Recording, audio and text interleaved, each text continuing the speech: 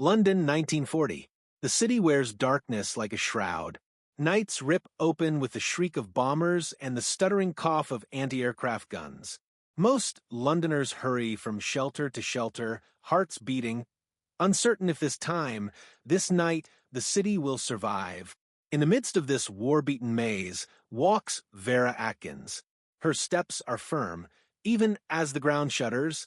She is not a soldier, not yet a legend, but every day she carries the weight of England's coming storm on her small shoulders. Born far from England's shores, Vera had arrived in London years before. Her accent set her apart, but her will, unwavering, cold, brilliant, earned both suspicion and respect. At the outbreak of war, she had no title, just talent. 9 languages, an extraordinary memory, the ability to read fear and courage behind a blank face. Soon, she was called to Baker Street, the heart of England's secret war. The need for agents was desperate. Failure meant lost convoys, betrayed networks, cities in flames. The challenge was greater than any blueprint. How to find the people who could survive, deceive, and win, not with weapons but with wits? Vera's days began before sunrise in a cramped room, its walls covered with maps, coded telegrams, and photographs of strangers. She scoured the city for new faces. Recruitment was nothing like in the army. There were no uniforms, no parades. Candidates were found in soup kitchens, libraries, post offices, and underground bars. Vera watched, asked, listened. She looked for what MI5's best often missed: the ability to endure pain but not become cruel, to lie when needed, and to vanish without leaving a trace. Every interview was a test. "Why do you want to help?" she asked a nervous woman, hands tight around her purse. The answer she sought was not patriotism, but resolve, the willingness to risk everything, knowing few would ever return. She had perfected her technique: quiet voice, searching gaze, slow questions breaking up standard replies. Some broke, under pressure, some lied. A few made her smile, rare and genuine. She marked their names on a list she kept secret in her heart. Vera admired ordinary people transformed by war. The teacher whose husband was lost at Dunkirk, translating secret documents under candlelight. The nurse who smuggled morphine to wounded pilots behind enemy lines, her silent courage written only in stashes of missing medical supplies. The baker's son who disappeared for weeks, only to return with news of sabotage. Railways destroyed, logistics in chaos, missions that no soldier could carry. Training was relentless. Vera knew the risks. Many agents would not survive, yet she argued for more women, believing they could move unnoticed across towns and borders. "The enemy expects men," she told the Baker Street commanders. "Let's send them what they least expect." Some in power scoffed, some nodded uneasily. All gave way before her relentless certainty. Vera herself learned new skills every week. She visited the shooting range, tried explosives, exchanged coded messages with young recruits. Yet most valuable was her empathy, her ability to steady nervous hands, to draw out the stubborn thread of bravery from those on the brink of quitting, to inspire trust even as she explained the dangers. Her evenings were spent writing reports, decoding intercepted transmissions, or visiting safe houses where potential agents waited and worried. She practiced silence, understood its power. In a quiet moment, over a cup of bitter tea, a woman whispered about her fear. "I have a child at home." Vera nodded, saying only, "That's why you're strong. Because you have something precious to lose." The city itself seemed to conspire against calm. Every outing meant dodging rubble, sidestepping smoldering timbers, watching crowds scatter with each new siren. Vera memorized routes, not just for safety, but so the enemy could not anticipate her steps, her presence, her influence. Evenings brought the strain of loss. Friends departed for France and vanished, their names replaced by radio silence. Vera returned from funerals and prisons, knowing she was taking on the memories and the risks of a generation condemned to secrecy. In all this, she was utterly alone. Even those who worked alongside her couldn't see the burden. Vera poured her fears into short, coded diary entries. The people around her, the trainees, the hopeful, the doomed, saw only her composure. But beneath it all was the strange hope of transformation, that she, a foreign woman in the heart of embattled London, could help change not just the tide of war, but its very meaning. With every day, the legend of Vera Atkins began to form, stitched together by courage, memory, and all the silent acts no one else would ever know. The days at Baker Street blur together, etched with responsibility and the secret pulse of danger. Each morning, Vera unlocks her office with steady hands, ignoring the clatter of typewriters and the quick footsteps echoing down the corridor. This is a world within a world, a realm of codes, rumors, shadows, and brittle hope. Vera's desk is a patchwork of lives. Files marked classified, faded photographs paperclipped to detailed character assessments, dog-eared pages of training schedules. New recruits come every week.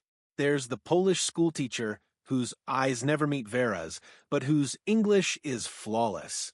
There's the French mechanic with a limp, the orphaned twins from Manchester, the aristocratic woman rumored to have assaulted a German officer with her umbrella. Her team is nothing like the War Office had expected. These are not uniformed heroes. They are crises and contradictions in human form. For Vera, it is precisely this unpredictability that might make them invisible or invaluable behind enemy lines. She learns everything about them. How they fidget when nervous, what books they read in spare moments, how their voices tremble when recalling home. Training is grueling and improvisational. Recruits bend over maps by candlelight, memorizing every rail crossing and post office in Normandy. In the woods outside London, they practice firing pistols, crawling through mud, picking locks, and leaping from moving trucks. Mistakes are common, bruises and shame are worn silently. Vera does not scold. Instead, she observes a tilt of the head, a rigid shoulder, the sigh of someone ready to give up. Her words are rarely direct. Even the best agents trip. It's whether you get back up that matters. Sometimes she offers tea, sometimes nothing but a long, assessing gaze. Some new recruits falter within days. Their files are quietly tagged and set aside. But a few, the ones who endure exhaustion, hunger, and self-doubt, begin to shine. Vera watches with a flicker of pride as they adapt to the rhythm, sleeping in shifts, eating whatever is available, trusting only in code words and each other's silence. She is especially attentive to the women. Many officials remain skeptical, muttering about decorum and morality, but Vera sees natural talent. Women move unnoticed, pass weapons as groceries, extract secrets without suspicion. She defends each candidate against doubters, arguing that adaptability, wit, and intuition are as important as strength. One night in early spring, Vera walks the perimeter of a country house requisitioned for training. Fog wraps the lawn, making ghosts of the agents in training. She listens to muffled laughter, a whispered song, someone practicing Morse code by flashlight. She knows that in days, some faces will leave and never return. This weight settles in her bones, but her resolve never slips. Back inside, she reviews reports of sabotage operations, bridges blown, trains derailed, a German convoy ambushed by ghosts no one saw. Success means lives saved, but always at terrible risk. Vera writes coded letters to families, inventing plausible stories, hiding the agony behind facts and formality. Sometimes, as dawn breaks, Vera finds herself alone at the piano in the deserted lounge. Her fingers play melodies from another life, notes swirling through blackout curtains and halls thick with secrets. The song is never finished. There is always an interruption, a coded message, a new arrival, another mission. Vera keeps her private fears hidden. She knows her agents' fates depend on decisions made in minutes: who boards a plane, who waits, who is sent into darkness.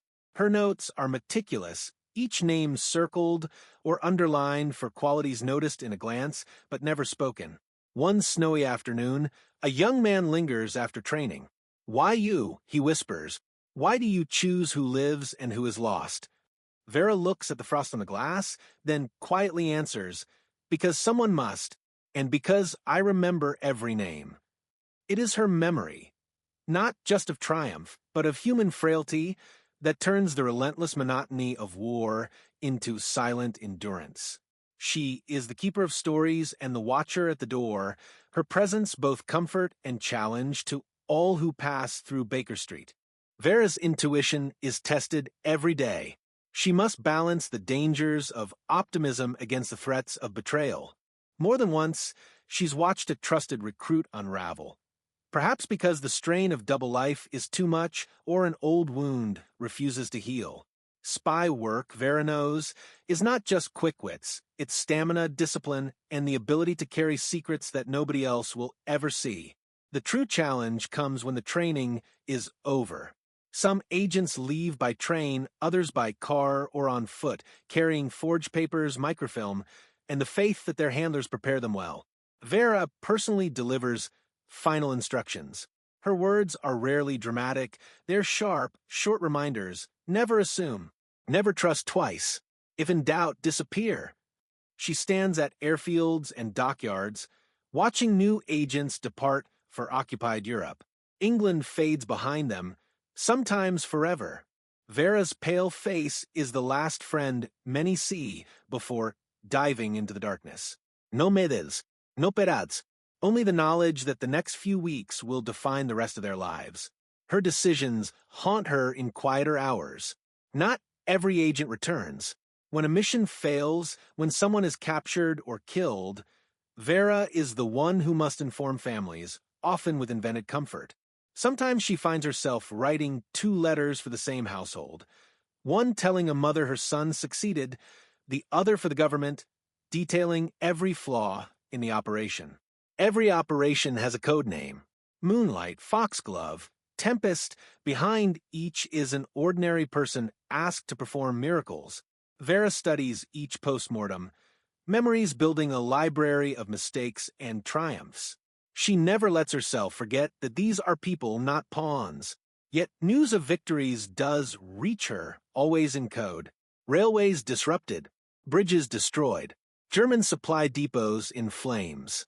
Sometimes a cryptic message arrives over radio, the garden blooms, meaning the resistance is strong, or parcel delivered, meaning the agent has reached their target zone.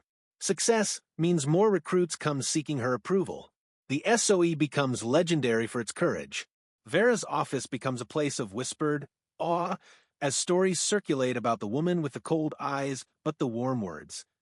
New arrivals treat her with respect bordering on superstition. Some leave flowers on her desk, others try to guess her origin. She remains mysterious, never sharing personal details, always focused on the mission. Vera does not seek glory. She measures her success by survival.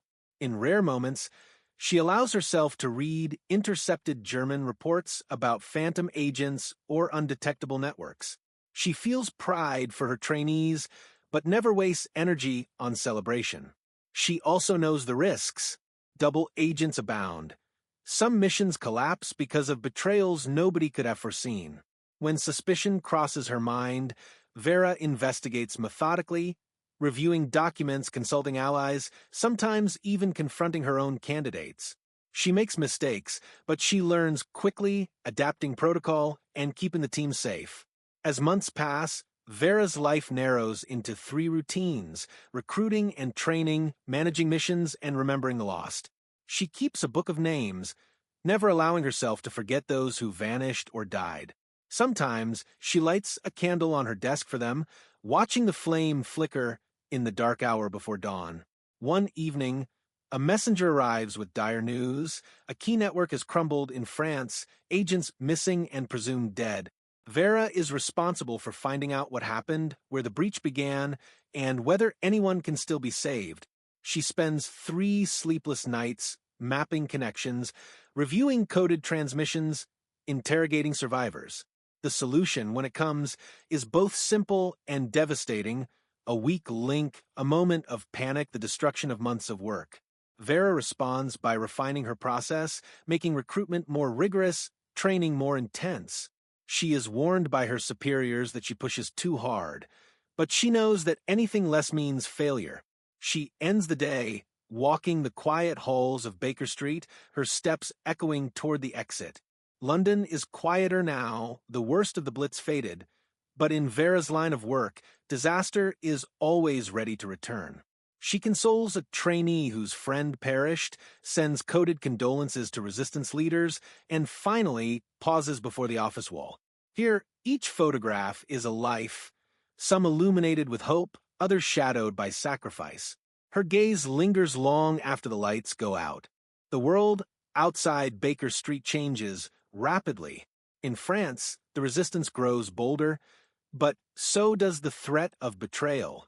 Reports of sudden arrests and disappearances fill Vera's desk. Coded letters speak of midnight raids, secret safehouses lost, towns occupied at gunpoint. For every mission that succeeds, two more collapse into silence, and every silence weighs heavier with time. Vera tracks everything: names, movements, rumored plans. Her network stretches across Europe, a fragile web spun from trust, courage, and the constant risk of exposure. She receives regular updates from field agents, some in desperate handwriting, some in code hidden among weather bulletins or recipes. Sometimes the messages are hopeful, more often they are grim. Back in London, the training intensifies. Vera arranges for recruits to practice parachute jumps in blacked-out countryside, sending them through exercises blindfolded to simulate dropping into unknown territory. She is present at every session, giving last-minute advice, repeating over and over the mantra. The only certainty is uncertainty. Her voice is calm, but the tension in her hands betrays her own anxiety. The reality of loss becomes daily routine. One afternoon, news arrives that an entire cell has been captured in Lyon. Vera is assigned to conduct the internal review. Behind closed doors, she interviews survivors, checks timelines, deciphers telegram patterns trying to uncover who broke under torture, who talked, and who vanished without a trace. Sorrow and suspicion go hand in hand. Vera learns to distinguish between betrayal and the simple collapse of human endurance. Sometimes spies break, not from guilt, but from pain and fear too severe to endure. She never judges them.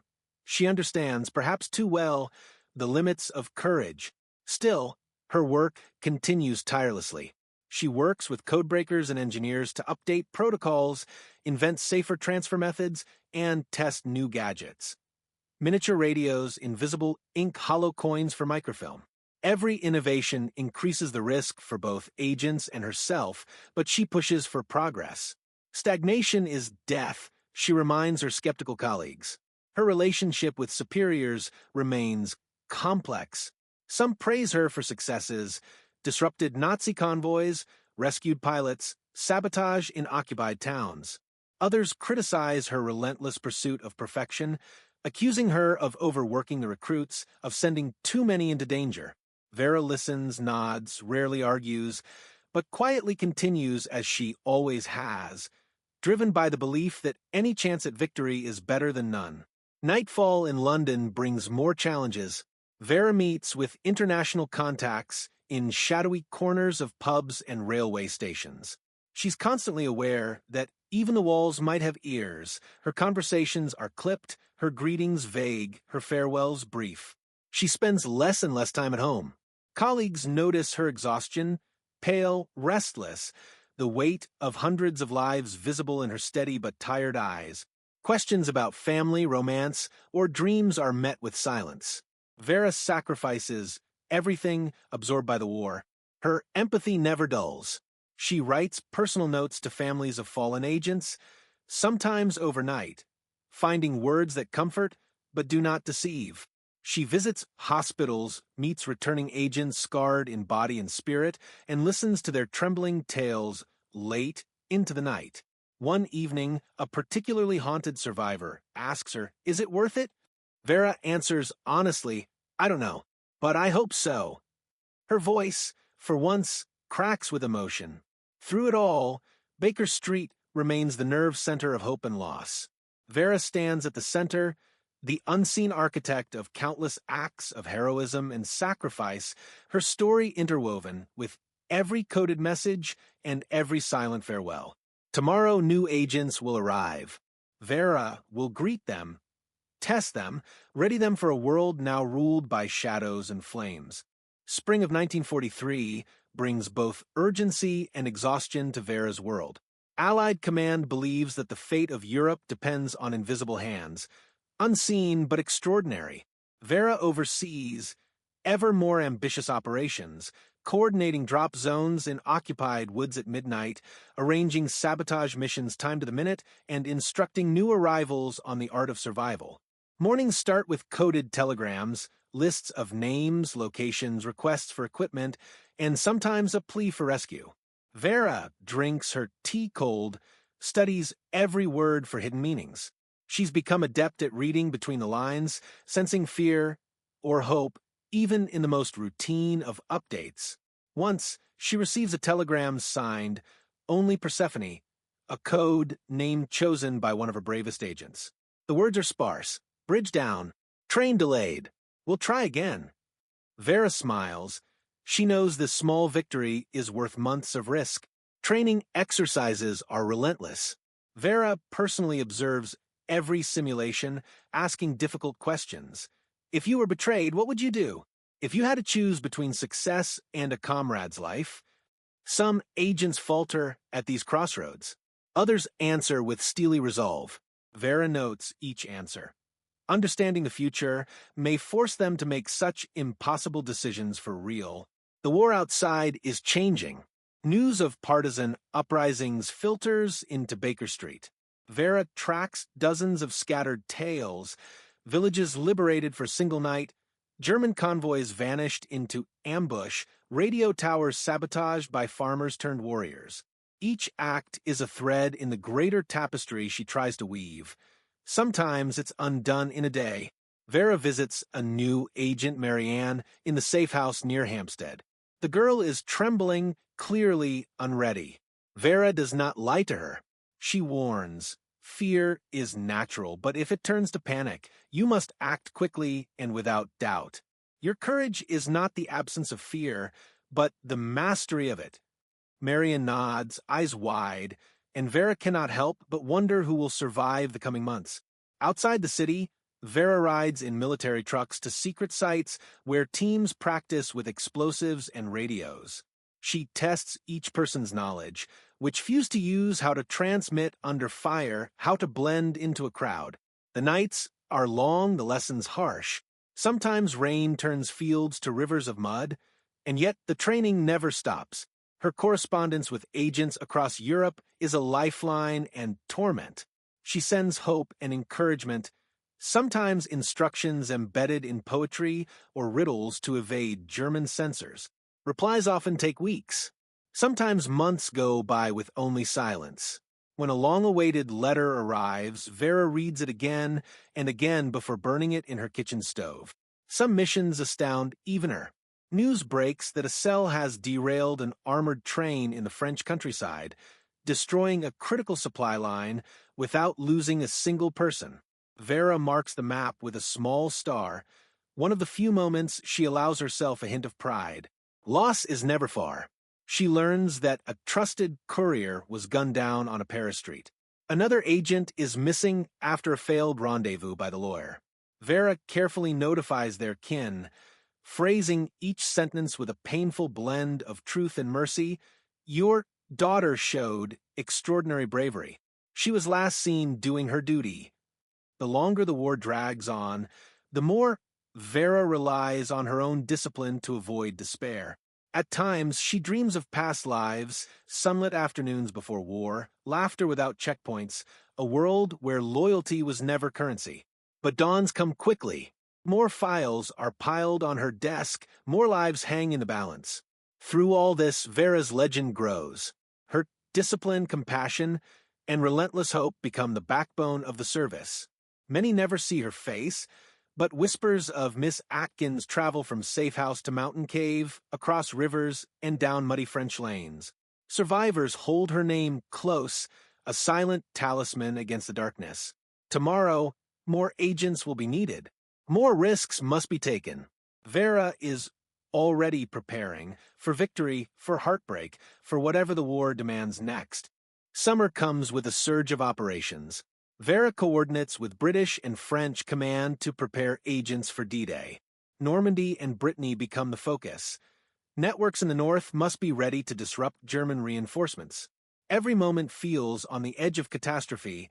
Letters arrive at all hours, intelligence changes by the minute, and safehouses move like shadows across a shifting map. Vera assembles teams for the most critical missions yet, blowing up railways, destroying bridges, spreading false orders that will confuse entire regiments. She holds high-level briefings with frustrated colonels, calm in the face of skepticism. Timing will mean everything, she reminds them. If a single link breaks, hours of chaos will follow. That chaos is our ally. Nightly, in her office carved from the heart of Baker Street, Vera studies supply lists and train schedules. Paper trails let her divine enemy plans. Instinct tells her what official reports never mention. She marks drop zones in blue ink, memorizes shifts in troop movements, orchestrates the delivery of radios and explosives by air. Occasionally, she must cancel a mission midstream. A courier captured, a password compromised. In June, agents parachute into northern France. Not all survive the landing. Many find themselves hunted, radios barely functional, betrayal lurking in every shadow. Vera waits for confirmation codes through grim nights, each missed transmission twisting her heart. She reads accounts from the field. Bombs that fail to detonate, an entire team routed by an unexpected patrol, a farm girl risking her life to hide 2 wounded agents in her cellar. She never romanticizes these stories. She knows courage and catastrophe often share the same moment. Some agents are legends in the making. She follows the exploits of the elusive Virginia Hall, the limping lady who trains resistance forces and transmits vital coordinates with her wooden leg hidden beneath tattered skirts. Others, less known, write their own fates, escaping through marshes, bribing railway men for a chance to stay alive. Not all tales end in victory. One rainy morning, word comes that a safe house has been betrayed, 5 agents captured, 2 executed at dawn. Vera writes the letters herself, hands shaking, but her tone is resolute. They gave everything for the freedom of others. Their names will not be forgotten. The scale of sacrifice haunts her. She recalls details from recruitment interviews, favorite colors, nervous habits, a fondness for Chopin or trains or lost pets. No one is a statistic. Each life forms a thread in the greater fabric, holding back darkness one small act at a time. London is gripped by tension as D-Day approaches. Vera barely sleeps, coordinating with headquarters, answering endless questions from nervous commanders, handling pleas from exhausted family members desperate for a message, a sign, a hope. The day the Allies storm Normandy beaches, Vera is at her radio desk by dawn. Every update is critical. Bridges blown after midnight, German reinforcements delayed, secret codes flashing, the door is open. She sobs quietly, invisible, when the message is confirmed. The sabotage worked, thousands are saved. Days later, agents begin to return, some limping, many changed forever. Vera greets them with measured pride, listening to stories that will never be widely told. She offers what comfort she can, understanding that wounds are as deep in memory as in flesh. The world is shifting again. Vera steels herself for the next phase, pursuing German retreat, ensuring liberated towns aren't lost again, and remembering the names and faces who made it possible. War's tide turns in Europe, but for Vera Atkins, the struggle never truly ceases. Summer fades into autumn, and the city's tension gives way to exhaustion. Vera's agents are assigned daunting new tasks, disrupting German retreats, supporting advancing Allied units, sabotaging communications at the last moment before liberation. At Baker Street, Vera reviews an unending stream of reports, some in neat code, others smudged and frantic. She develops new protocols, faster message transmission, safer travel corridors, new disguises tailored to decimated towns. Each decision is fraught. Every message could mean life or death for a team on the ground. She's summoned to high-level meetings. Generals seek her insights, how to use resistance networks, how to avoid fatal pitfalls. Vera is direct, trust the locals, guard against complacency, always expect the unexpected. Her reputation earns reluctant respect from leaders who once doubted women could shape the outcome of war. In France, the fight is desperate. Vera supports agents scattered through towns newly liberated, then hit by tragic counterattacks. Stories filter back. A railway station captured by resistance, then shelled into ruin, a convoy ambushed, then lost in chaos. Vera maps victories and disasters, balancing the knowledge that each win might only last hours. Back in London, she must also confront bureaucratic delays. Equipment shipments held up by red tape, critical orders buried beneath layers of approval. Vera battles bureaucracy as fiercely as she challenged the enemy, pushing, persuading, and occasionally threatening to resign if her teams are put in peril by neglect. Personal pressures mount. Her superiors want positive stories for newspapers, heroes, bright outcomes, tales of swift liberation. Vera refuses to embellish. She quietly writes her own truth in letters to grieving families, preserving the dignity and tragedy of each agent's fate. A new wave of recruits arrives, inspired by news of Allied progress. Their hope is visible, their confidence sometimes dangerous. Vera tempers their courage with warnings. Victory is earned, not given. Every success is built on sacrifice. She spends long evenings at headquarters, assembles timelines for each network, tracks connections, predicts where help is needed most. She consults maps covered in pins and lines, listens for rumors, and coordinates with resistance leaders still hiding in barns and cellars. Some nights, she sends coded poems as instructions, creative tactics to bypass the fatigue and monotony that dull even the sharpest minds. Tragedy strikes again. A beloved agent is killed trying to blow up a bridge near Paris. Another team is scattered in the Ardennes, their whereabouts unknown. Vera holds together those left behind, urging them not to blame themselves, reminding them their courage is what matters. At home, Vera finally allows herself a glass of wine, her only comfort after months of tension. She reads old letters, remembers friends lost and saved, revisits promises made in midnight meetings. The city outside is slowly healing, but Vera knows that shadows remain, both in the quiet streets and inside the hearts of those who served. Her legacy is already visible.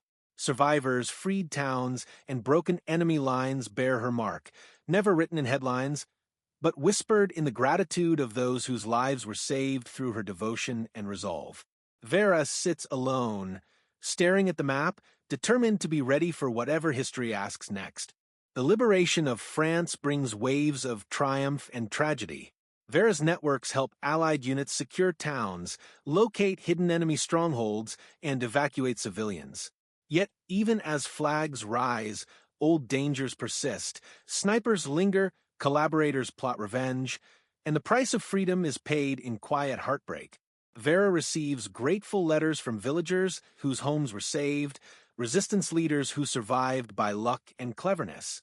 She reads each one carefully, marking names for future missions and recording every new risk on her moving map of Europe. Gratitude is mixed with grief. Many write of neighbors lost, of fields littered with unexploded shells, of families divided by suspicion and war. As lines move eastward, Vera manages the difficult transitions. Some agents must shift from sabotage to peacekeeping, destroying bridges one day, rebuilding roads the next. She coordinates with Allied troops, smoothing disputes between soldiers and locals, guiding teams that escort refugees safely across ruined towns. Occasionally, Vera meets survivors from deep behind enemy lines. They emerge gaunt but smiling, each carrying tales of escape, betrayal, and small miracles. One woman describes hiding beneath a barn floor for 2 weeks. A young man recounts climbing a mountain in pitch darkness, evading German checkpoints with forged papers and luck. Their stories become legends among the new recruits, passed along in late-night gatherings as proof that survival is possible. Grim work remains. Vera is tasked with investigating suspected collaboration, weighing evidence gathered by local informants. She is methodical and fair, never rushing to judgment. Sometimes an accused person proves innocent, other times guilt is undeniable. These decisions haunt her. They are war's final injuries impossible to unmake. Celebrations in Paris offer momentary relief. Vera attends a secret post-liberation party in the city's battered heart, greeted by agents she helped send years earlier. For a single night, laughter drowns out fear. Plans replace nightmares. Photographs are taken, rare, candid reminders of hope reborn. Yet the war is not over. The German retreat is dangerous, filled with ambushes and desperate counterstrikes.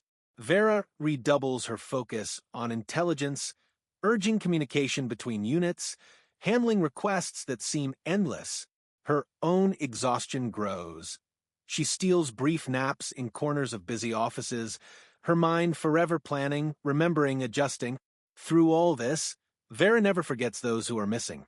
She tracks down rumor after rumor, tracing paths in liberated villages, listening to old men and children who recall seeing agents pass through.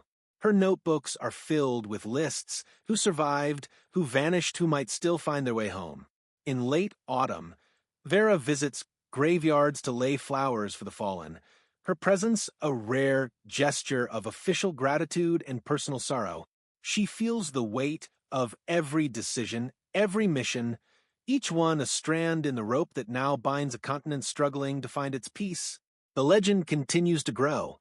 Her networks are studied in military academies, her choices debated in secret briefings.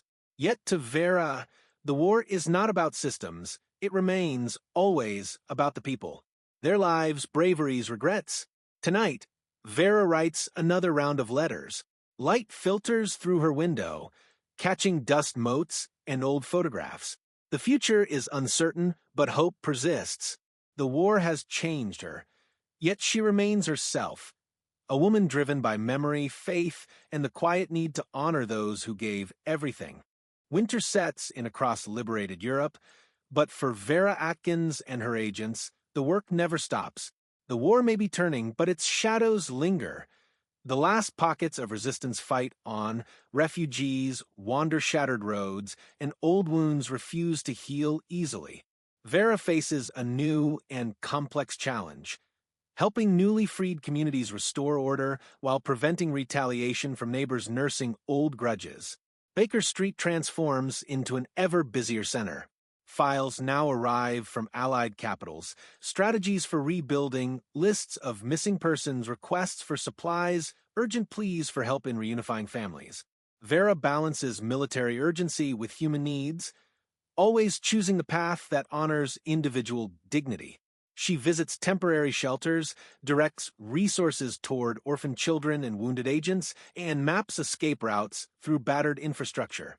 One day, she receives a call for assistance from a ruined hospital. Their nurses and field doctors struggle to treat victims of both battle and reprisal. Vera brings food and medical aid herself, stopping to write reports on what is needed most: blankets, medicine, safe passage for recovering agents. Back in headquarters, news emerges of a mysterious saboteur, a woman known only as the Dove, who single-handedly disrupted supply lines in Lorraine and now needs extraction. Vera orchestrates a dangerous plan, relying on trusted local guides and old contacts. The operation is fraught with risk. The weather is treacherous, patrols unpredictable. Yet when the Dove finally arrives in London, Vera meets her with quiet praise, never mentioning her own part in the rescue. Reunion is bittersweet. Liberated agents greet each other with laughter, tears, and quiet awe, recalling lost friends and recalling their wildest escapes. Vera listens to their stories, records details in her notebooks, and distributes medals and letters of commendation. Her awards carry hidden meaning. Each one symbolizes heartbreak as well as heroism. Politics intrude more than ever. Officials debate the future of France, how to rebuild Germany, what fates await collaborators. Vera attends tense meetings, refusing to let bureaucracy eclipse conscience. She advocates for justice tempered by mercy, arguing for fair trials and reconciliation where possible. Outside headquarters, London itself is changed. Cafes serve little food, but overflow with survivors swapping rumors and news. Vera sits at a corner table one evening, observing families reuniting, resistance fighters revealing old code names, the city cautiously rekindling hope. She writes a long letter to an agent lost months before, a ritual to fill the gaps left by silence.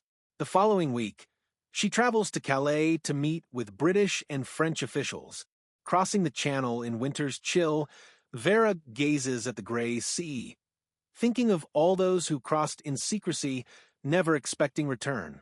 At the meeting, she pushes for the preservation of history, urging leaders to record names, honor acts of courage, ensure that stories survive beyond the war. In quiet moments, Vera reads old diary entries, her handwriting becoming smaller as the war grows larger in memory. She wonders if any peace will truly last. Yet her conviction never wavers. For every breath of fear, there has been an answer of resistance. As another year ends, Vera organizes a final celebration at Baker Street. Agents and staff gather to share a meal, light candles for the missing, and vow to remember. The room is filled with laughter and tears. Vera's quiet toast rings clear. For those who served, for those who sacrificed, for all who made a home, and for those who never will, we honor you always. Spring arrives in exhausted, battered London, yet Vera Atkins cannot stop. As peace negotiations begin, a new kind of work emerges, the search for the missing. War's aftermath reveals not just ruined landscapes, but vanished friends, unanswered questions, the silent ache of unfinished stories. Now Vera's mission is as dogged as ever, finding out what happened to each of her agents, rescuing their memories from the oblivion they risked everything to fight. Baker Street is quieter now. Many desks are empty, the noise of classified briefings replaced by a hush. Files once crammed with military orders now bulge with lists of the missing. Parents, siblings, and lost lovers write desperate letters. Vera spends hours combing through incomplete radiograms, scraps of intercepted Gestapo documents, hopes held together by rumors and fading codes. Determined to recover the truth, Vera travels across a devastated Europe. She visits the liberated remains of concentration camps, questioning former prisoners, scouring Nazi arrest records, reconstructing the last movements of each vanished operative. The scale of horror threatens to overwhelm. She listens to stories of midnight trains, betrayals under torture, daring escapes that sometimes, heartbreakingly, almost succeeded. In war-ravaged Berlin, Vera interviews ex-Gestapo officers, insisting on names and details others are eager to forget. Across France and Germany, she questions officials and townspeople alike. Some help warmly, others with anger, a few in icy silence. Vera's determination never falters. She records each answer, building complex maps of connection, always hunting for the fate behind each coded call sign. One case consumes her, a brilliant radio operator who vanished during Operation Sussex. Rumors swirl, captured, perhaps executed or lost without a trace. Vera will not let the trail die. She interviews survivors, cross-references Red Cross reports, and even bribes an official for one more list of names. Until at last, she learns the truth. With sobering dignity, she sends the final letter home. Your son was brave, witnessed until the end. He did not betray his friends. On her journey, Vera is met by former agents who made a home. They greet her with gratitude, some with tears, offering stories of fear, friendship, and the eternal question, was the risk worth it? She assures them that every act of courage lives on, that their sacrifices became part of a bigger legacy than any of them could see in the moment. At night, Vera stays in small, half-rebuilt hotels, reading diaries and case files in dim light. She finds herself haunted not only by loss, but by admiration for the choices agents made. No one could have done more, she writes in the margins, her own comfort for families left with little more than medals and stories. Spring in Europe brings wildflowers among the ruins, and Vera, standing at scattered graves and quiet memorials, promises silently to remember every name. In returning to London, she's greeted as a legend by some, as a stubborn ghost of the war by others. But to herself, she is simply the one who did not give up. Not on the living, not on the lost. The war has ended, but Vera's journey to honor her agents has only begun. As the world tries to heal, Vera Atkins finds her role shifting once again. The battle lines are gone, but the real cost of war emerges slowly in the form of scattered families, lost records, and the hidden grief of survivors. Vera commits herself to the post-war effort, recovering the history of her agents, documenting every secret mission, and giving names back to those who risked and sacrificed everything in silence. She travels to newly opened archives across Europe, poring over handwritten lists, coded diaries, and stacks of faded telegrams. In Paris, Vera speaks with resistance veterans who now work as civil servants. Their stories fill gaps in her records, the sabotage missions that never made headlines, the courage that saved lives in forgotten hamlets. London is filled with official ceremonies. Vera attends honors events, collecting medals on behalf of those who never returned.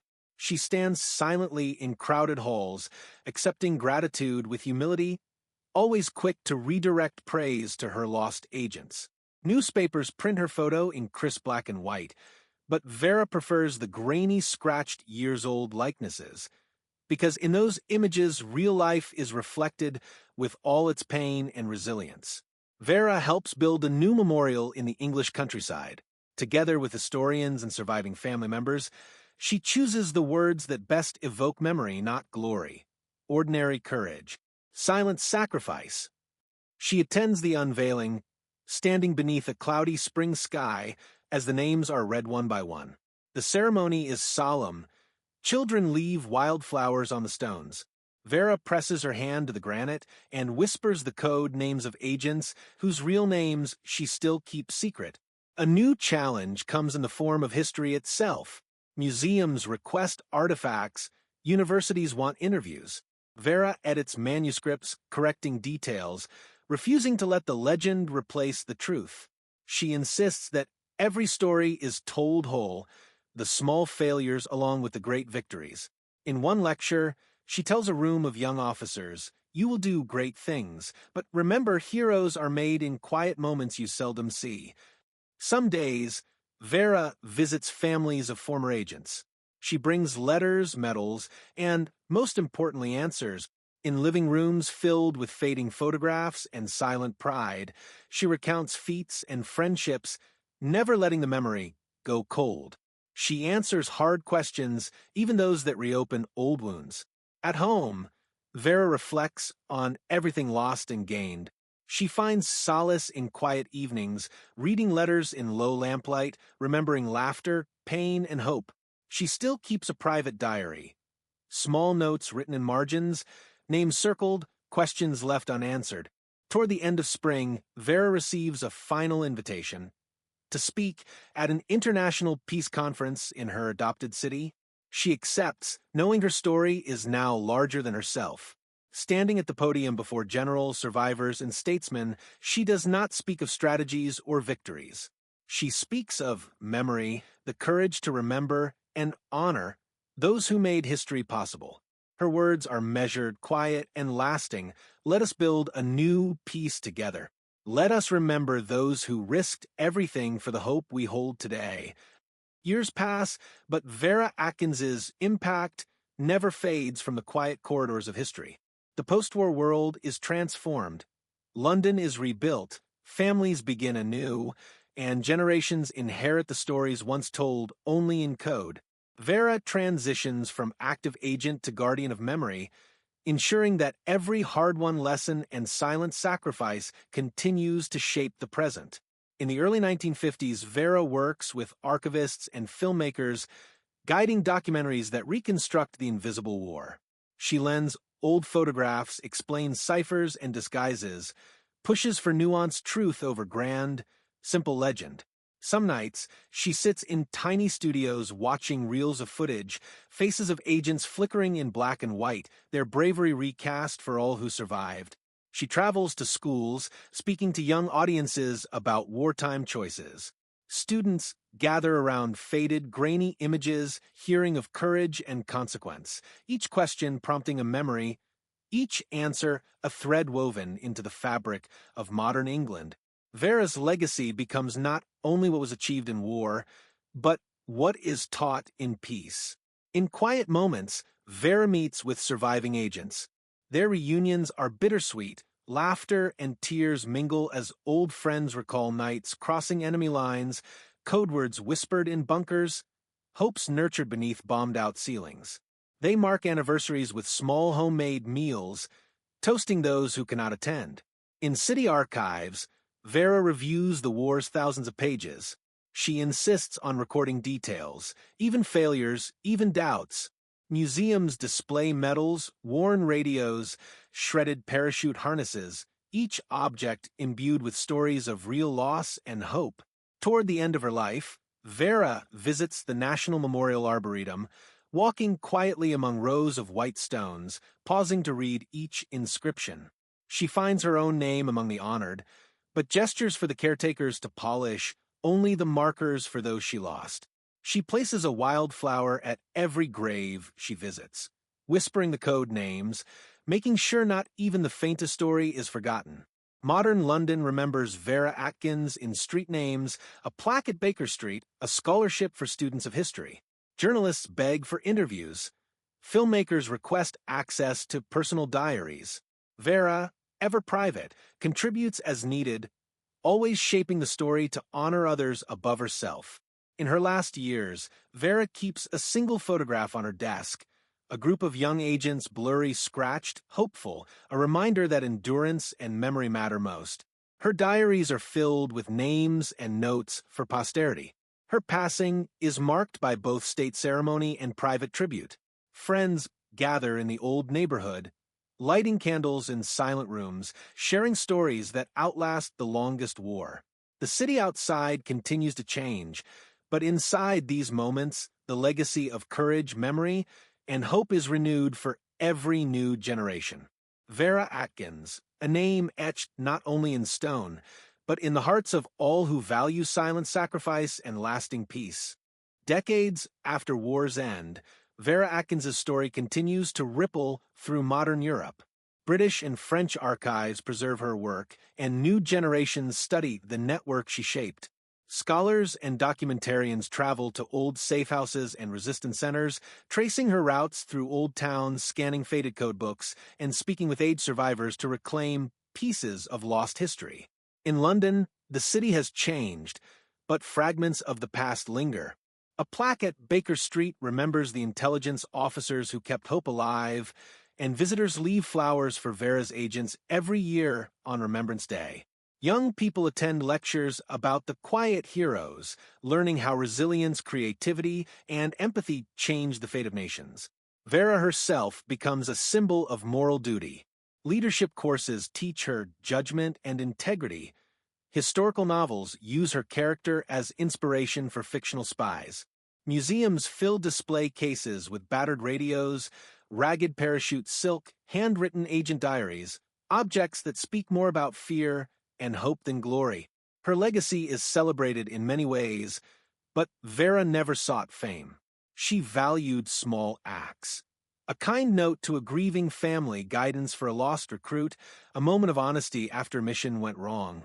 Through interviews on early television and late-night radio, she shares memories of her agents with a mixture of pride and sadness, always redirecting attention to those who risked everything for peace. One afternoon, Vera tours a new exhibition featuring her wartime notebooks and photographs.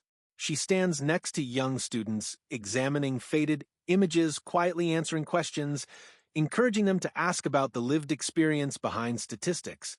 For Vera, honor lives in memory, the stories whispered, the names spoken, the lessons learned. Old friends gather for annual reunions, remembering quietly in crowded rooms why they once fought. Some evenings, Vera writes letters to historians and descendants, making sure each life is remembered not just as a hero, but as a person, as old age slows her steps, Vera walks through London parks at dawn, thinking about all that war changed and all it failed to change. She sees memorials and new generations, listens for the voices of those she lost, and every spring, she places wildflowers on the stones of those who remain unnamed. The city, the world, and history itself change, but Vera's resolve, her faith in the power of memory and decency, never fades. The final chapter of Vera Atkins's life is written with gratitude and remembrance.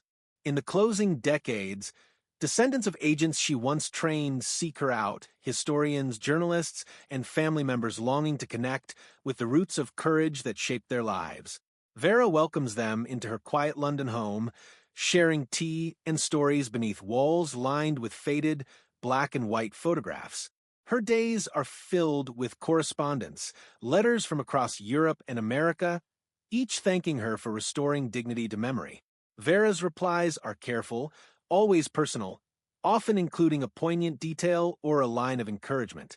She reminds them that the strength they admire was born in ordinary hearts, tested by extraordinary events. Modern technology transforms remembrance. A documentary series airs worldwide, mixing sepia archive footage with reflections from aging survivors and their families. Vera participates as much as she can, lending her voice and insights without seeking attention. School children watch her interviews, seeing history not as distant myth, but as living, breathing reality. Every November, Vera attends Remembrance Day ceremonies at Baker Street. She stands amid young recruits and old allies, laying a single wildflower on the memorial and whispering code names familiar only to the shadows of the past. The world moves quickly. Her tribute is slow and lasting. Friendships persist. Vera joins a final meeting of surviving agents, gray-haired, quiet, and grateful. They share simple meals, telling stories of courage and fear, of small victories and heavy losses. These gatherings become sacred, a testament to a community built on trust and endurance. In her final years, Vera returns often to the countryside memorial. She sits beneath oak trees among rows of white stones, remembering each face, each hope, each sacrifice. Journalists and historians gather nearby, asking questions. Vera answers gently, her voice shaped by both wisdom and humility. When Vera Atkins dies, tributes come from world leaders and ordinary citizens alike. The BBC airs a montage of her life, grainy black and white images, dramatic music, slow fades between her agents' faces and their aged descendants. Memorial services fill churches in London and Paris. Yet Vera's real legacy lives quietly. In notebooks, letters, and memories kept warm by those who knew her, the echo of silent courage endures. Generations carry her lessons forward, watching, remembering, speaking with empathy. Her name is inscribed not only in stone, but in the lived stories of all who choose hope over fear, memory over forgetting, and peace over war.